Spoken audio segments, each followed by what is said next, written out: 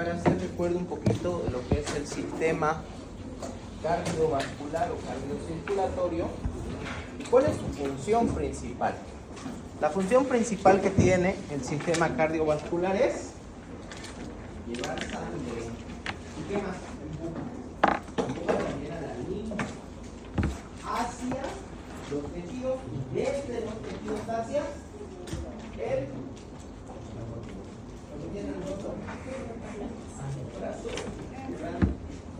Perfecto. Llevar sangre y linfa hacia los tejidos y llevar sangre y linfa desde los tejidos hacia el corazón. Consiste en un sistema integrado por dos componentes.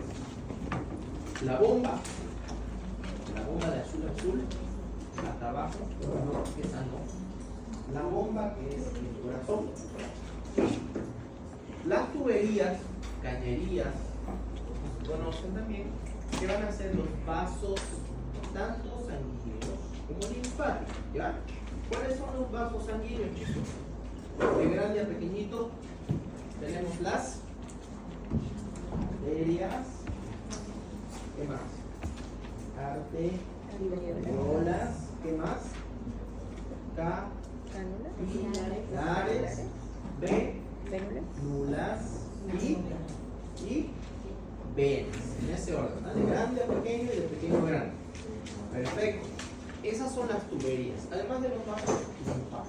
Cuando llevamos el sistema linfático ya hemos hablado esa tarea. Existen dos tipos de circulación. Ustedes saben que estos dos tipos de circulación se llaman mayor y menor. O también reciben el nombre de sistémica y pulmonar. Vamos a repasar un poquito estos dos tipos de circuitos o los dos tipos de circulación. Entonces, fines prácticos, ¿ya? Este es mi corazón. Por favor, fines prácticos. El corazón está dividido en ¿qué? En 4 cavidades, aunque en realidad si queremos ser más exquisitos, bueno, ya que estamos, más o menos así, ¿no? Son más grandes los ventrículos que las aurículas. Ahora, el corazón está dividido en derecho e izquierdo, ¿o no? Sí, ya, ok. El corazón está dividido en derecho y en izquierdo. Entonces, ¿qué quiere decir esto? Yo tengo una aurícula izquierda, ventrículo izquierdo, ventrículo derecho, aurícula derecha. ¿De acuerdo? Circulación sistémica o circulación mayor. ¿Dónde empieza? Aquí, aquí, aquí o aquí. ¿Dónde? En el ventrículo izquierdo. Del ventrículo izquierdo sale la aorta y bueno, se distribuye, ¿ya? Hacia arriba, hacia abajo. Esta circulación, aunque debería haberlo hecho con rojo, pero ya no importa, va a volver al corazón. ¿A dónde vuelve? ¿Aquí? ¿A dónde? ¿Seguros? ¿Seguros que vuelve a la aurícula derecha? ¿Están seguros que vuelve a la aurícula derecha? ¿No están seguros? John dice que sí. ¿Quiénes dicen que vuelve a la aurícula derecha? Levanten la mano con convicción. Sí. Vuelve a la aurícula derecha a través de la vena cava. ¿Ya? Perfecto. Vuelve a la aurícula derecha. No duden. No duden eso. Sale del ventrículo, aunque aquí parece que está saliendo la aurícula, pero bueno, sale del ventrículo y vuelve hacia la aurícula derecha. Esta es la circulación sistémica o mayor. La circulación menor, o también conocida como circulación pulmonar, facilito, ¿no? ¿De dónde va a salir? Del ventrículo derecho. Ya sale por atrás, ¿no? Pero ya no importa. Del ventrículo derecho, ¿hacia dónde?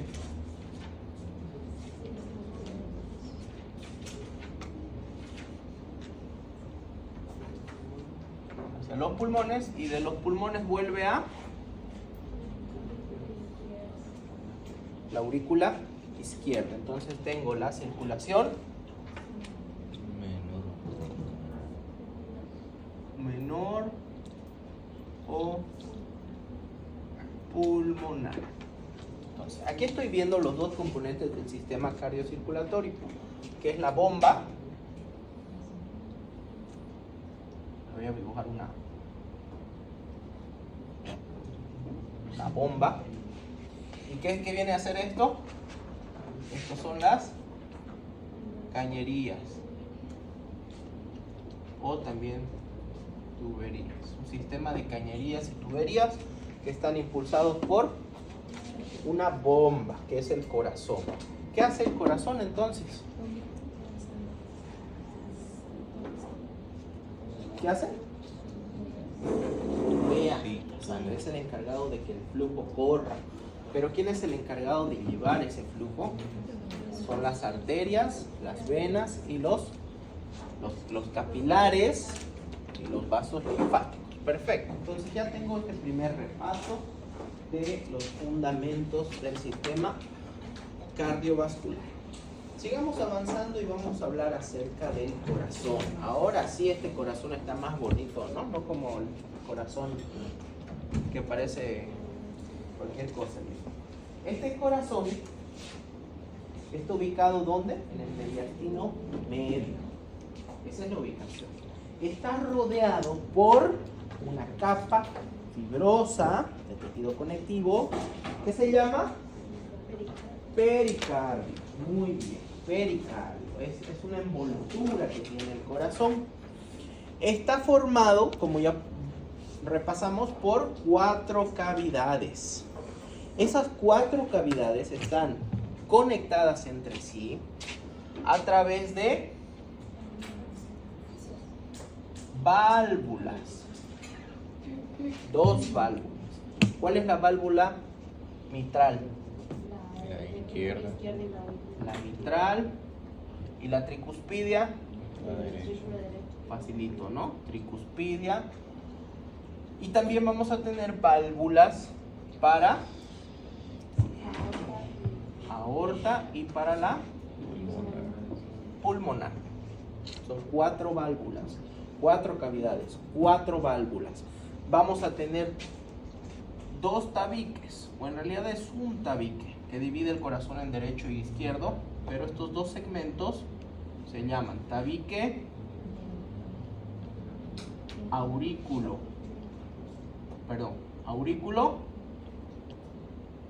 auricular, este de aquí, y el tabique en general se llama aurículo ventricular. ¿Ya? Voy a poner más chico acá.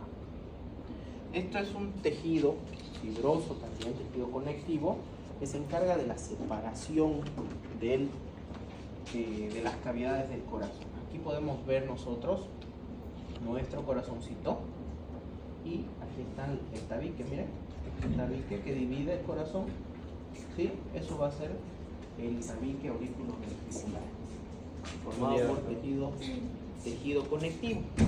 ¿Qué más nos dice acá? El corazón, ya dijimos, está dividido en derecha e izquierda y está en su mayor composición formado por tejido muscular, pero es el tejido muscular cardíaco.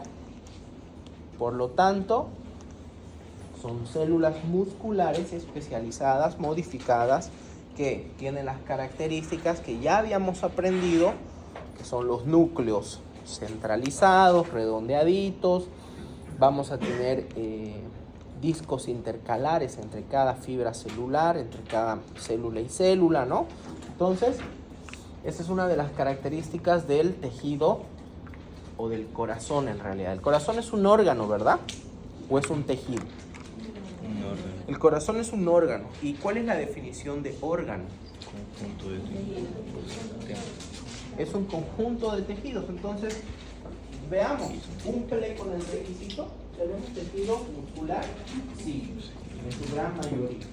¿Tenemos tejido conectivo? Sí. ¿Tejido epitelial habrá? Sí. ¿Habrá tejido epitelial? ¿Sí? ¿Dónde? Revestimiento, por dentro. ¿Cómo se va a llamar ese tejido epitelial? Recibe el mismo nombre que el tejido epitelial que reviste a las cañerías. Endotelio. ¿Ya? Endotelio. Ese es el nombre que va a recibir este tipo de epitelio. Perfecto, entonces cumple con los requisitos. Además de el sistema de conducción, que puede ser, emplea lo que llega a inervar el corazón, que es tejido nervioso. ¿Cumplimos con el requisito? Sí. Todos estos tejidos cumplen la función de bombear sangre. Entonces, ¿cuál es la definición de órgano? Conjunto de tejidos que cumplen una función en común. ¿Verdad? Entonces, aquí está. Estamos cumpliendo con esa característica. Voy a poner la luz ya.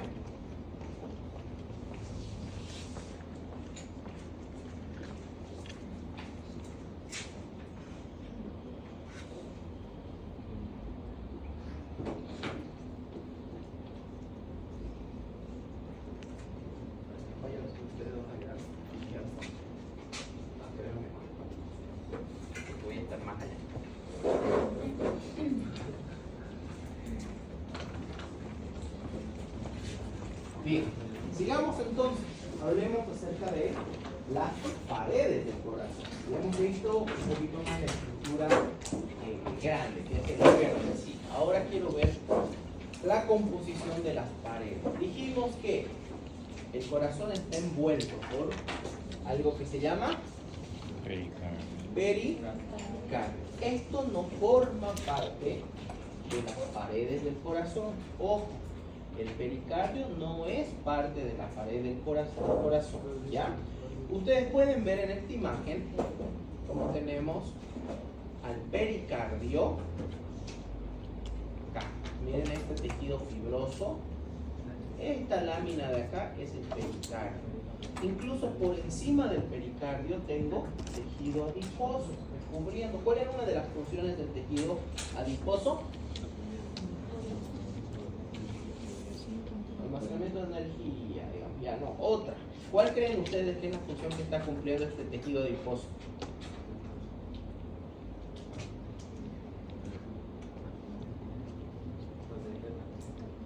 Protección. Ya, otra palabra. Otra palabra. Tejido adiposo. Es protección, pero ¿qué tipo de protección le da? Calórica. Ya, mantenimiento de termorregulación, otra.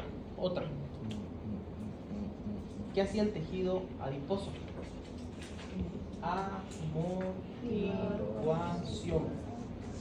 Esa es la principal función que cumple este tejido adiposo en la parte más externa de nuestro corazón, por encima del pericardio. Amortiguación. Pero pasa lo siguiente. Cuando las personas empiezan a entrar en un síndrome metabólico, hay un exceso de producción de triglicéridos, colesterol, y esta grasita tiene que empezar a almacenarse. Se almacena en los órganos, en las vísceras, es grasa visceral. ¿Qué va a pasar con esta grasita? Empieza a acumularse en mayor cantidad alrededor de este corazón. Y esa función que era de amortiguación ahora empieza a generar presión, es opresión ahora lo que le hace, ¿no? ¿Y qué va a pasar con su corazón? El corazón no tiene la capacidad de distender completamente, lo que me puede llevar a una insuficiencia cardíaca. ¿Ya? Esa es una de las correlaciones clínicas que quiero que aprendan en cuanto a esta capa de tejido adiposo que reviste por fuera del pericardio. ¿Ya? Entonces entremos de lleno a cuáles son las paredes del corazón.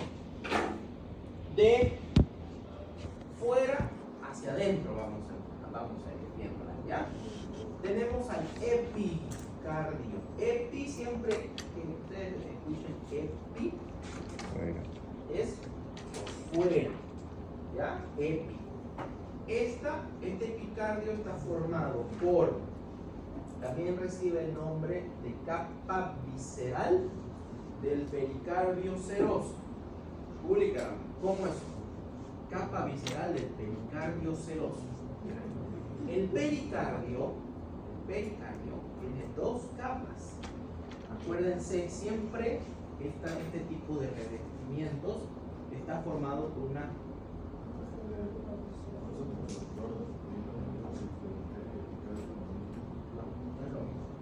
¿Por qué no es lo mismo? Yo les voy a decir por qué no es lo mismo. Tal vez en los libros de anatomía sí, porque lo ves microscópicamente. Pero, histológicamente hablando, si ustedes pueden ver acá, voy a hacer una.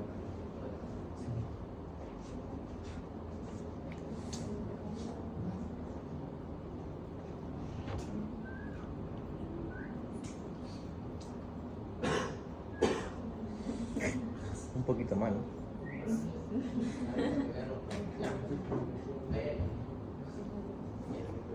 Si ustedes pueden ver, tengo mi tejido adiposo aquí, ¿no? Este tejido adiposo y acá ven una lámina. Esta lámina es el pericardio, pero también es considerado como ¿qué?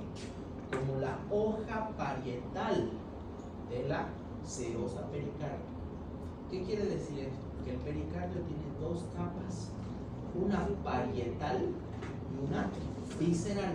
La visceral es la que está en contacto con la víscera, con el órgano, y la parietal es la que está siempre más externa. El peritoneo tiene una capa visceral y una parietal. ¿Ya llevaron peritoneo? ¿Llevaron pleura? ¿La pleura tiene una capa parietal y una capa visceral? Sí, ¿verdad?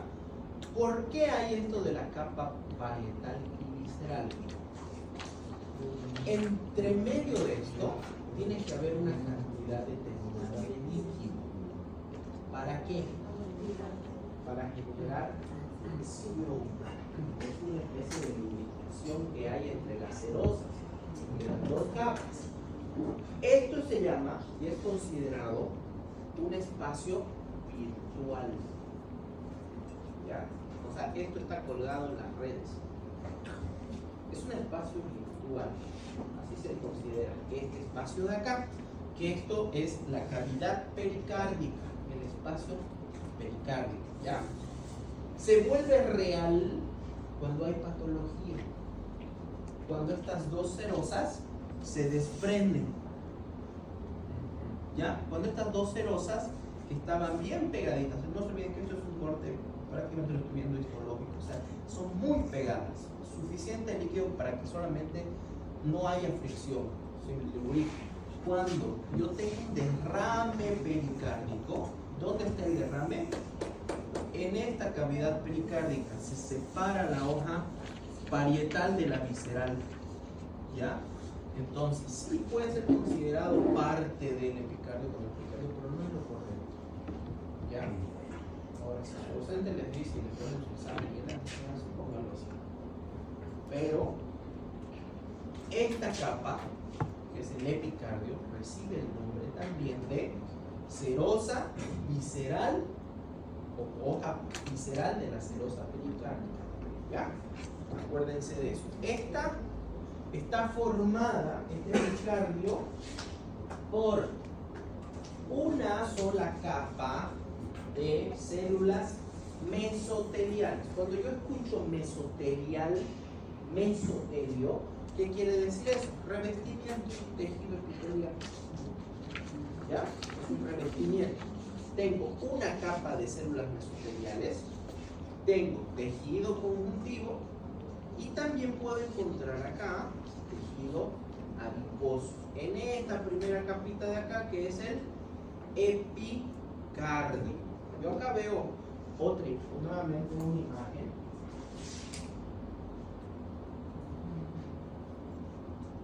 Miren. Tengo esta de acá, ¿qué será? ¿Qué es todo esto? Esta primera. ¿Qué le acabo de decir? ¿Cuál de todo? Esta más blanquita. Pericardio. ¿Ya?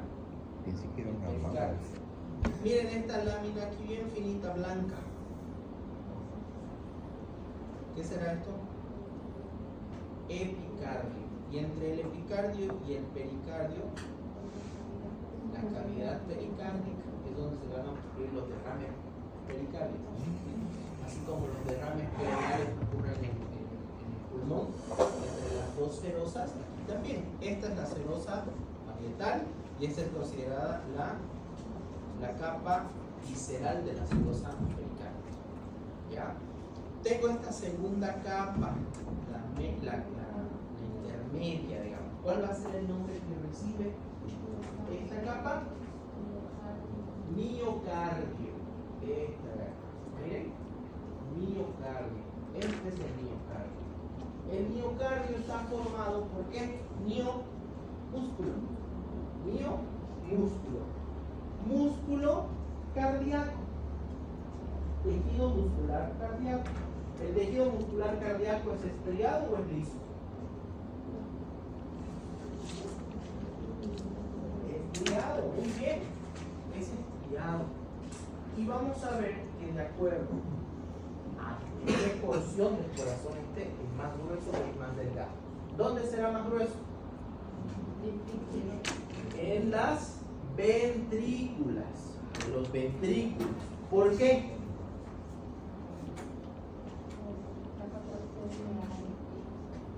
Porque los ventrículos son los encargados de la mayor parte de la contracción. Ya, aurícula interviene en el llenado, ventrículo tiene vaciado. Entonces, el músculo que más se ejercita es el ventrículo. Por eso los ventrículos tienen una pared miocárdica mucho más gruesa, más desarrollada. Y finalmente, por dentro, tengo al endocardio, la capa más interna de las paredes del corazón. Está formada por tejido epitelial, que se llama endotelio. Igual que en los vasos sanguíneos, este tejido epitelial se llama endotelio. Además, por debajo de ese endotelio tengo tejido conectivo subendotelial. Tejido conectivo subendotelial. Y también voy a tener un infiltrado de células musculares lisas, no estriadas. Células musculares lisas. ¿Ya? Es esta pequeña capita que es el endocardio, que es, miren, es mínimo, incluso es más delgadito que el epicardio. Miren acá esta línea blanquita. ¿Ya? Ese es el endocardio, pero este es el revestimiento interno de todo el corazón. Entonces está formado por su endotelio, su tejido conectivo subendotelial, células musculares lisas. Esta última capa, o esta capa más interna, es súper importante. ¿Por qué? Porque en esta capa se encuentra el sistema de conducción. El sistema de conducción. ¿Cuál es el sistema de conducción? En el endocardio.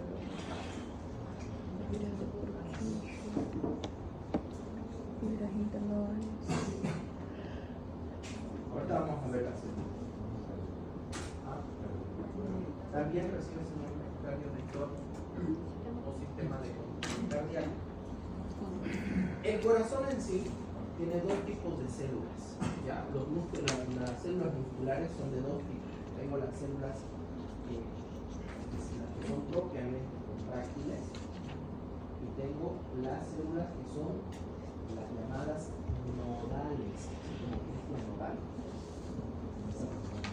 Las nodales. ¿Cuál es la diferencia entre una y la otra? Las células de contracción son las que hacen el trabajo pesado, son las que tienen la fuerza bruta. Las células nodales son las que tienen la automaticidad del corazón, es decir, las que tienen la capacidad de generar un impulso sin necesidad de el sistema nervioso. ¿Ya? Entonces tienen la capacidad de autoexcitarse. ¿Ya? Esa es la diferencia. Ahora, si ustedes quieren que les profundice cómo funciona fisiológicamente las dos células, lo que vamos a hacer en la práctica. Pero no entra como parte del módulo. programas que yo les enseño, de neurotransmisores y cómo funciona el ciclo cardíaco, de polarización, ya eso es de fisiología. Si quieren aprenderlo, se los enseño en la práctica, no hay ningún problema y me encantaría enseñarlos. ¿Ya? Bien, seguimos.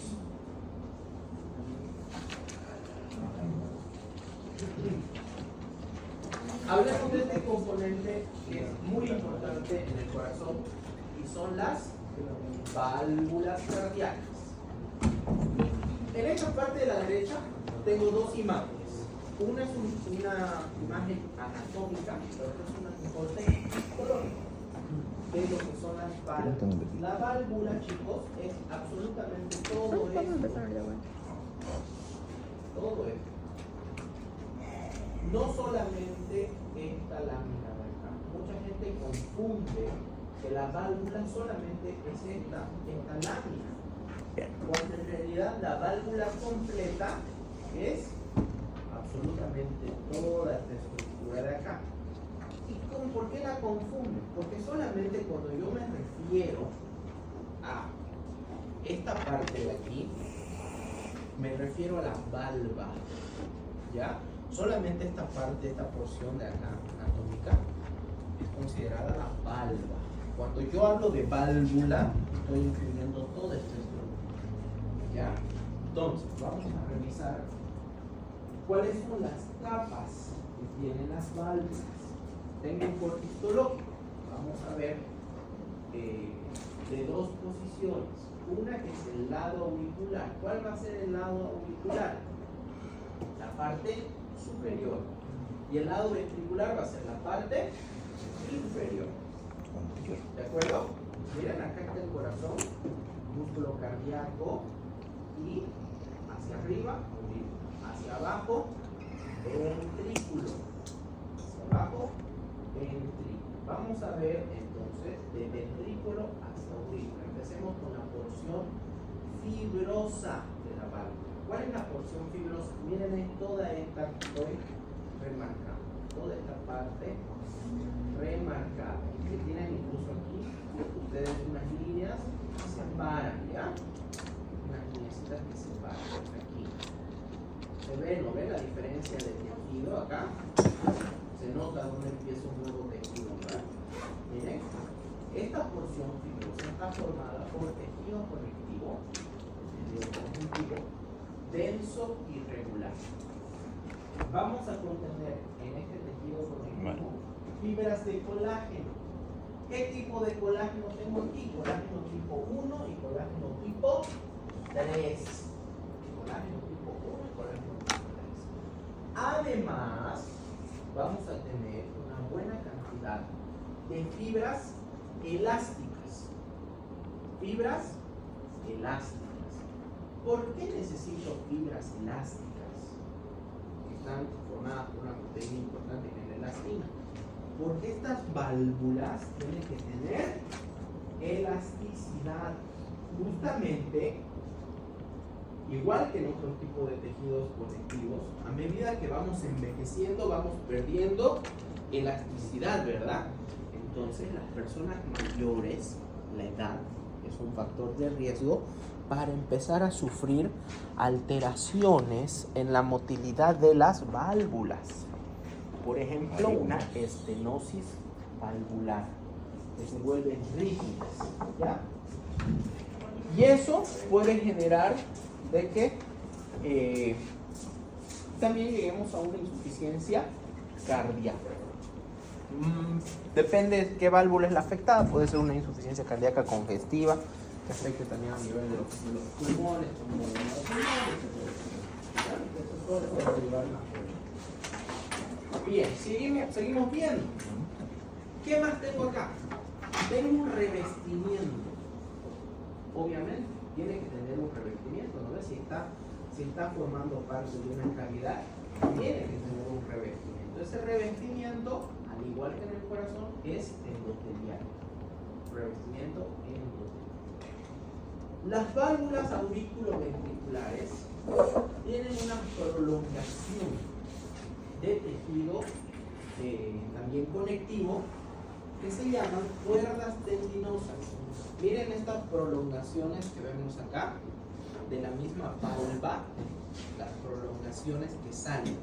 ¿Hacia dónde van esas prolongaciones? Hacia el músculo cardíaco. Específicamente a un pequeño músculo que tenemos en la pared del corazón que se llama músculo papilar. La contracción de ese músculo papilar, ¿qué es lo que va a generar? Que estas cuerdas tendinosas generen tensión y hagan un abierto y cerrado de las válvulas, junto con la contracción del corazón, porque todo este tejido muscular se está contrayendo, ¿verdad?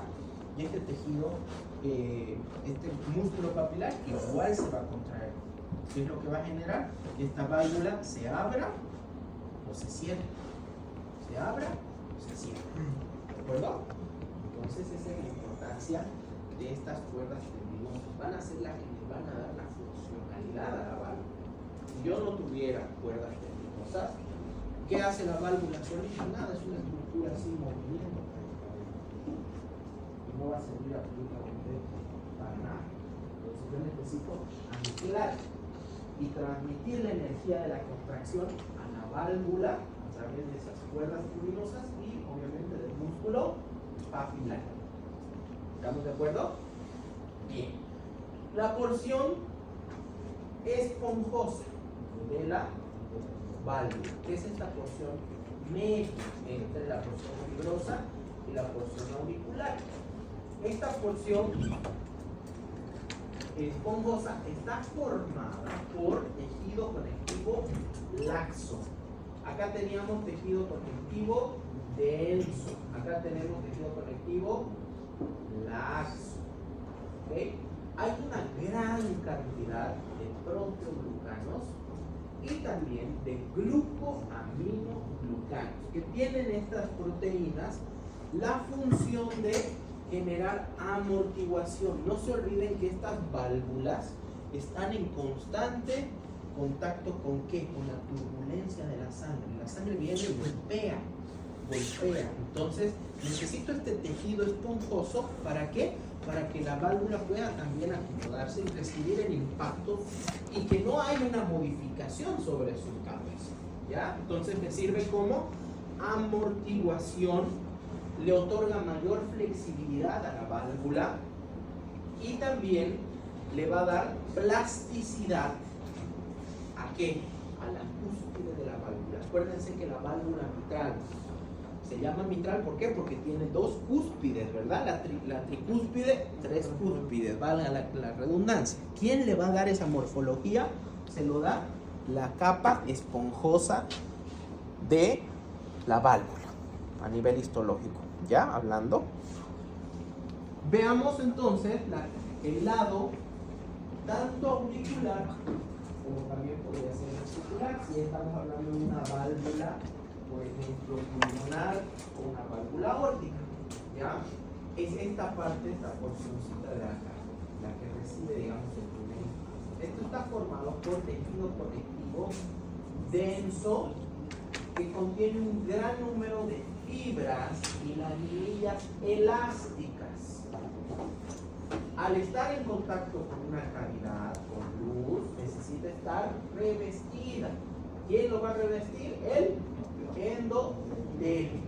El endotelio reviste absolutamente todo el sistema cardiovascular. ¿Ya? Siempre que veamos revestimiento endotelio. Fácil. ¿Qué más? Ese revestimiento endotelial y esa cantidad grande de fibras y laminillas elásticas, ¿qué va a hacer? Favorece el movimiento de la válvula, favorece la extensión y también el retroceso. No se olviden que esta válvula tiene que, cuando hace contracción la musculatura, tiene que abrir, pero tiene que tener la capacidad de que en relación la válvula se vuelva a cerrar. ¿Ya? Entonces ese retroceso se lo dan esta gran cantidad de fibras y laminillas elásticas que tiene la válvula en esta capa. ¿Ok?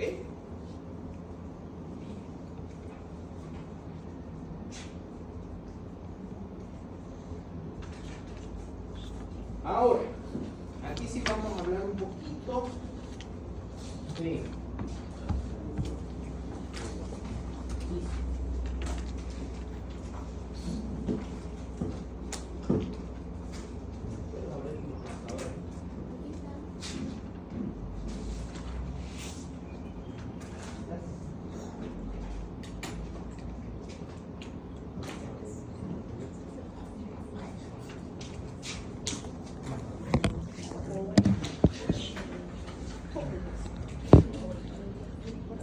¿Están aprendiendo o no? Más les vale. Estos temas son complicados, sí, la verdad que sí, pero creo que está fácil por ahora. Bien, vamos a hablar acerca de la regulación. No, la regulación. ¿Ya? Disculpa, está dislexia. En la regulación. Nadie se dio cuenta, todos son disléxicos. La regulación intrínseca de la FC. ¿Qué será la FC? Frecuencia cardíaca. No es el fútbol club ya. Se vean en la polera del Manchester City. El músculo cardíaco, gracias a este sistema de conducción que se encuentra en qué capa? En la capa endocárdica, tiene la capacidad de iniciar, no de inicial, nada, es otra, ¿no? Tiene la capacidad de iniciar y propagar sus propios impulsos eléctricos. Está este sistema de conducción cardíaca. Por eso, la frecuencia cardíaca tiene la capacidad de regularse intrínsecamente. Intrínseca. Por eso se llama intrínseco. Intrínseco se llama que lo produce él mismo. Entonces, si tiene este corazón la capacidad de producir su propia frecuencia cardíaca, ¿cómo lo va a hacer? Lo va a hacer gracias al sistema de conducción que está formado por el elemento y el componente principal es un nodo. ¿Cuál es ese nodo? El nodo o nódulo sinusal. También recibe el nombre de sino auricular, o también en libros tal vez escritos por alguien un poquito menos científicamente hablando, marcapasos del corazón. ¿Ya? Van a encontrar tal vez en algún artículo y les diga el marcapasos del corazón y ustedes van a decir, uy, ¿qué es esto? Ese es el nódulo sinusal o nodo sinoauricular. Bien, ese nodo sinoauricular no son nervios, o sea, no es un intervalo nervioso, en realidad es un grupo de células musculares especializadas que tienen la capacidad de excitabilidad. ¿Ya? Ellos tienen la capacidad de poder iniciar un potencial de acción. ¿Qué es un potencial de acción? Ustedes saben que prácticamente todo en la célula, a nivel molecular y celular, dependemos de elementos químicos. Sodio, potasio, cloro, calcio. Y necesitamos mover esos elementos, esos electrolitos, esos iones entre las células para generar un potencial de acción. ¿Qué es el potencial de acción? Normalmente cuando nosotros hablamos de potenciales de acción tenemos esta tablita. En la tabla hablamos de milivoltios, ¿ya? ¿Qué es el milivoltio? Es una carga eléctrica. La carga eléctrica. Cuando las células normalmente están despolarizadas, no tienen polaridad, están negativas, están alrededor de menos 90 milivoltios. ¿Qué quiere decir esto? Yo necesito que ingresen a la célula iones, ¿qué? ¿Positivos o negativos? Positivos. ¿Para qué? Para que esa carga empiece a positivizarse. Llega un punto, y eso depende mucho de qué estemos hablando. En el caso de estas células nodales, si mal no recuerdo, está a menos 70. Menos 70 milivoltios, eso lo vamos a revisar en la práctica, ¿ya? Eso lo tengo en un cuadro y se lo voy a volver a enseñar. Cuando nosotros alcanzamos este umbral, en otras células puede ser menos 45. ¿Ya?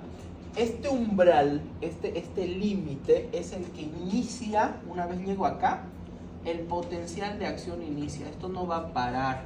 ¿Hasta qué? Hasta que se encuentre positivo. ¿Ya? ¿Y qué tiene que ocurrir para que pase esto? Tiene que ingresar iones positivos. ¿Como cuál, por ejemplo? Calcio. Calcio. Que es calcio, 2 crucecitas positivas. Tiene mucha carga positiva. Otro. Potasio. Magnesio. Potasio. Sodio. Ahora, dentro de la célula, el principal ion es el ion potasio. ¿Ya? Fuera de la célula es el sodio. Entonces, ¿yo qué quiero hacer? Quiero movilizar de un lugar de mayor concentración a un lugar de menor concentración. El sodio va a empezar a ingresar, llega a positivizarse y nuevamente la célula va a activar canales que empiecen a generar salida de iones. Va a empezar a escapar un ion positivo de acá dentro de la célula. ¿Cuál va a ser ese ion positivo? El potasio. Si el potasio empieza a escapar, nuevamente esto empezará a bajar, ¿ya? Hasta llegar nuevamente a una...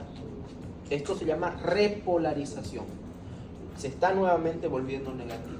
Y esto ocurre en cada ciclo de despolarización de la membrana, ¿ya? Entonces, Un electrocardiograma. este nodo auriculoventricular tiene la capacidad de iniciar esto él mismo, sin necesidad de un estímulo externo. Por eso se llama intrínseco. Y si no lo hace mi nodo auriculosinusal, ¿quién lo va a hacer? Aurículo ventricular. El nódulo auriculoventricular, que vendría a ser una segunda parte de este sistema de conducción. Ahora, ¿trabajará de la misma forma el nodo auriculoventricular que el nódulo sinusal? No. No. Y cuando empieza a ocurrir esto,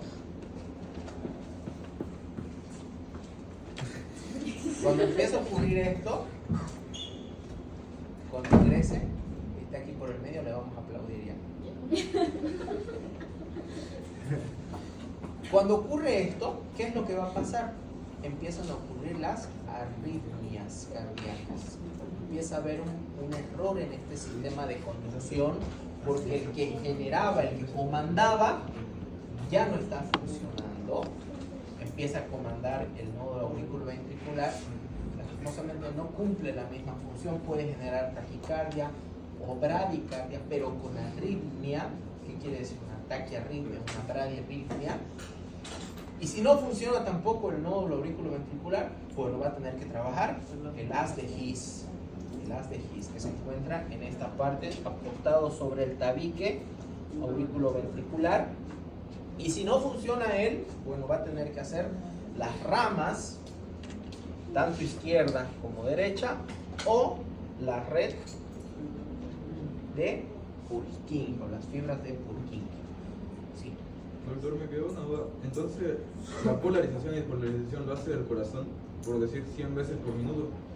60 veces. O sea, pero la pulsación, digamos. Sí, porque esos son parte del ciclo cardíaco. Ahora, hay componentes, cuando nosotros hablamos de corazón, ¿cuál es la función del corazón? Bombear sangre. ¿Cuál es gracias a qué lo hace? A la frecuencia cardíaca y al llenado ventricular, ¿no ve? Entonces, hay una fórmula que se usa en fisiología, que tenemos que conocer. ¿Qué quiere decir GC? Gasto cardíaco. El gasto cardíaco es igual ¿a qué?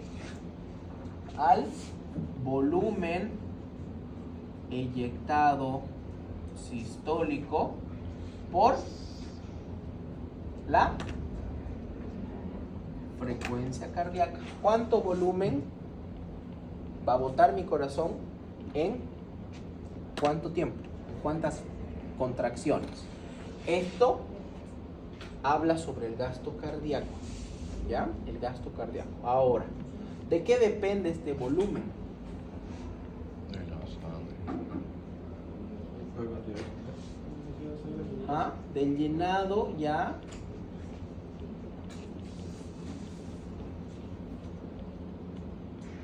de la precarga,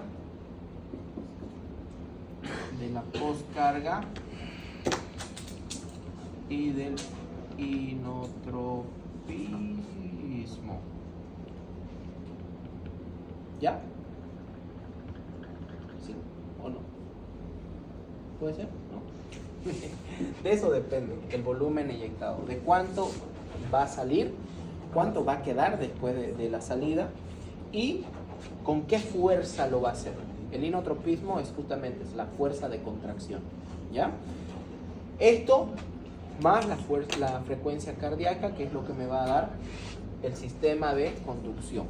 Esto es importante, cuando lleguen en fisiología lo van a entender bien esto, ¿ya? Les estoy dando algunas pautas para que no estén perdidos en la nebulosa. Entonces, estas células nodales son de mucho menor tamaño que las células contráctiles, ¿ya? Son de menos tamaño que las células contráctiles.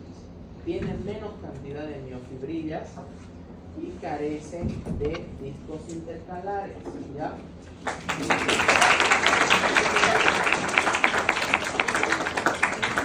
Gracias por venir a clase. El haz de His y sus ramas, a diferencia de las células nodales, tienen una gran resistencia a la hipoxia. Esta parte de aquí. El haz de His, sus ramas, las células que están formando esta parte, tienen una gran resistencia a la hipoxia. Es decir, trabajan con poquito oxígeno. Por eso, cuando muere el nódulo sinusal, deja de funcionar. Cuando deja de funcionar el nodo auriculoventricular y empieza a trabajar esto, realmente trabajan en situaciones extremas. ¿Ya? Bien. ¿Qué paro de dejarlo todo?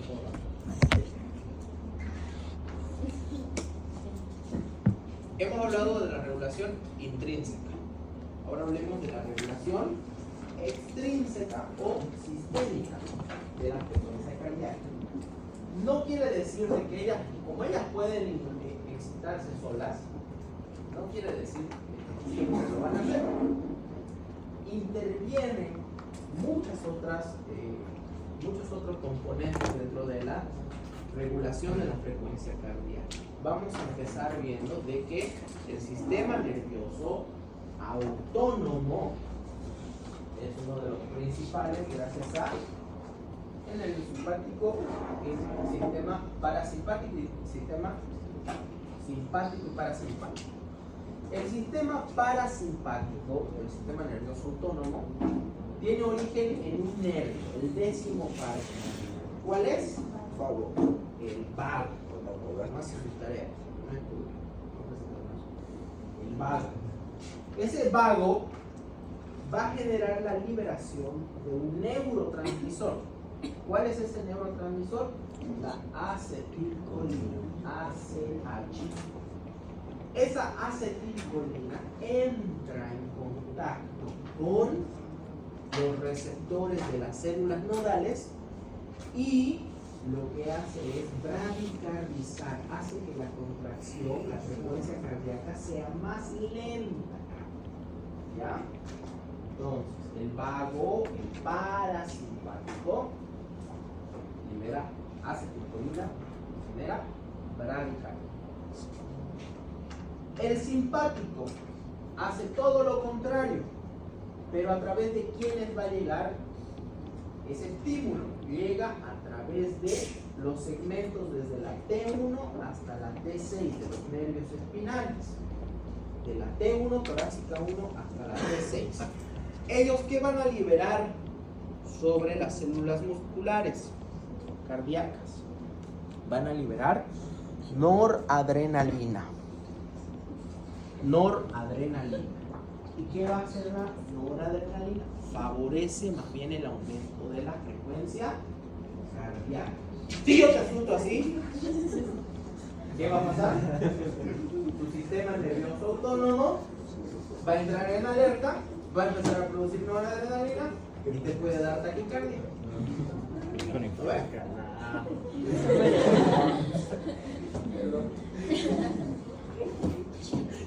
¿Se entiende? Bien.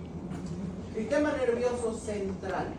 El sistema nervioso central también va a interferir en la producción o en la regulación de la frecuencia cardíaca, en la regulación sistémica. ¿Cómo lo hace? Existen diferentes tipos de receptores. Unos son los varoreceptores que se encuentran en el seno carotidio, que ellos de lo que se encargan de hacer es de aumentar la presión arterial. La presión arterial. En los senos de Valsalva igual encontramos varoreceptores. Igual, es que lo que pasa es que todo lo que es el callado aórtico, todo lo que es el callado aórtico, tiene varoreceptores. En la aurícula también tiene varoreceptores, pero los principales son los del seno carotidio. Y en la parte de las carótidas, ahí se encuentran los principales varoreceptores. Regulan la presión arterial. La presión arterial. Los quimiorreceptores. Quimio. ¿Qué quiere decir quimio? ¿Qué quiere decir quimio? Vamos a ver elementos químicos. Entonces, ¿quiénes? Oxígeno, dióxido de carbono. ¿Dónde se encuentran estos quimiorreceptores? En la bifurcación de las carótidas. Ellos detectan los niveles de oxígeno o de CO2, lo que va a favorecer la regulación hacia positivo o hacia negativo de la frecuencia cardíaca. Se detecta que hay un aumento del CO2, una disminución del oxígeno, entonces necesitamos aumentar nuestro gasto cardíaco. Por lo tanto, voy a empezar a aumentar la frecuencia cardíaca. Bien. Receptores de volumen. Acuérdense de que todo el revestimiento del corazón y de los vasos sanguíneos está formado por un endotelio. Y este endotelio tiene una capacidad de recepcionar información volumétrica, lo que va a generar un aumento o la distensión del corazón genera un aumento de la presión venosa central y eso favorece la regulación sistémica de la frecuencia cardíaca. Y finalmente nuestra médula suprarrenal a través de dos hormonas, una es la noradrenalina y la otra es la adrenalina, va a favorecer la regulación sistémica de la frecuencia cardíaca.